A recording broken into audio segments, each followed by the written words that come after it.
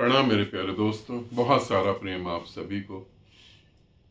जब आप कोई विश्वास लेके मुझसे प्रश्न पूछते हैं तो मुझे बड़ा दुख होता है, क्योंकि आपके विश्वास जब आप मुझसे पूछेंगे तो वो टूट जाएंगे।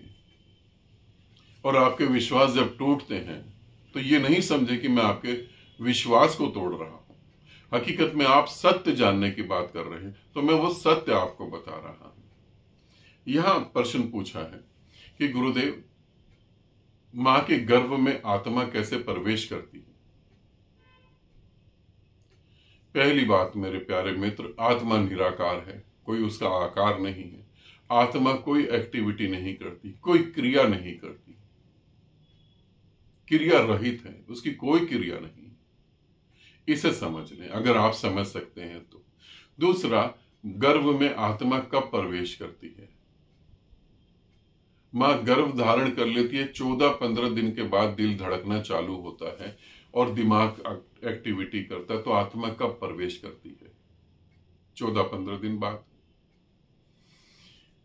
समझना थोड़ा तुम्हें मुश्किल पड़ेगा। जब मां और पिता गहरे प्रेम में होते हैं और संभोग कर रहे होते हैं तो वीर्य कण में जो कण होते हैं उनमें अपनी ही एक ऊर्जा होती है। वीर्य कण, वो जो सेल जो है, उसमें एक एनर्जी होती है, उसमें एक ऊर्जा होती है, उसमें जीवन होता है। वो जीवित क्रिया हो रही है, वो जीवन है। और जब वो जाता है, जब वहां टच होता है तो वहां पर वो जीवन प्रकट होता है।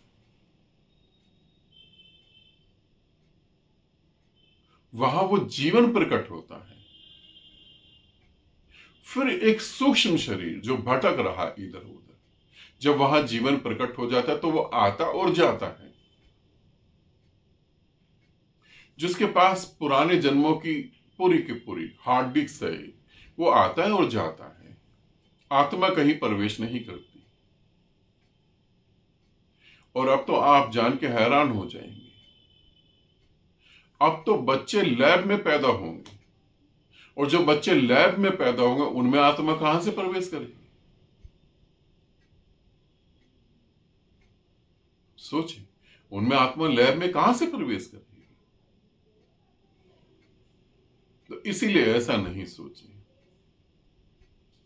इसी के साथ एक प्रश्न छोटा सा था, उन्होंने, ये भी मैं यहीं उत्तर दे दूं। उन्होंने पूछा था कि गुरुदेव, हमारे धार्मिक ग्रंथ स्कूलों में क्यों नहीं पढ़ाए जाते?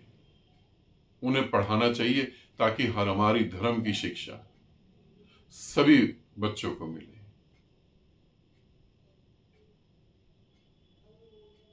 ये अच्छा है, मगर क्या हमारी धार्मिक शिक्षाएं 21वीं सदी के हिसाब से बिल्कुल ठीक है? क्या आज मंत्रों के उच्चारण से ज्यादा साइंस के फार्मूले जानने की जरूरत नहीं है? चंद्रमा देवता है, अब चंद्रमा देवता नहीं, आदमी उसके ऊपर होकर वापस आया है। देवताओं के ऊपर आदमी खड़ा हो गया, फिर वापस आ गया। क्या हमें ये चीजें भी नहीं समझनी चाहिए?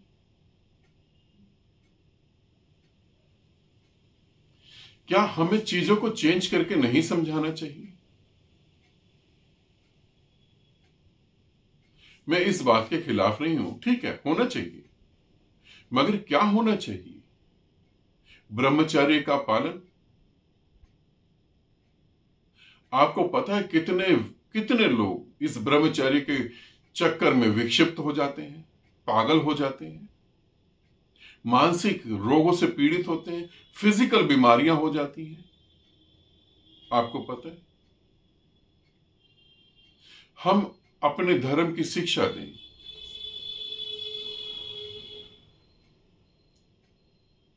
देने के लिए है क्या?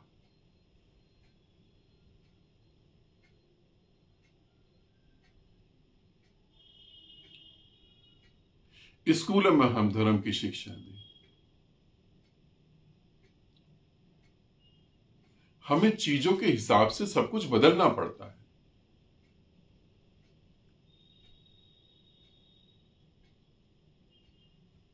उस समय और इस समय में बहुत बड़ा फर्क है। ठीक है, इस बात को अच्छे से समझें और तुम कोशिश करके देख सकते हो, क्योंकि जो मैं अध्यात्म की बात कह रहा हूं, धर्म एक अलग बात है, अध्यात्म की शिक्षा बिल्कुल देनी चाहिए। अध्यात्म तो बच्चे के साथ शुरू से जुड़ा होना चाहिए। कैसे मेमोरी को ज्यादा स्ट्रांग करा जा सके, कैसे आपके माइंड पावर को बढ़ाया जा सके, कैसे आप नेचर के साथ कनेक्ट हो सके। टॉपर बनना जरूरी नहीं है, एक अच्छी जिंदगी जीना जरूरी है। अक्सर मैंने देखा जो टॉपर होते हैं वो बाद में कहीं किसी बहुत बड़ी लाइन में लगे होते हैं, जॉब के लिए तरस रहे होते हैं।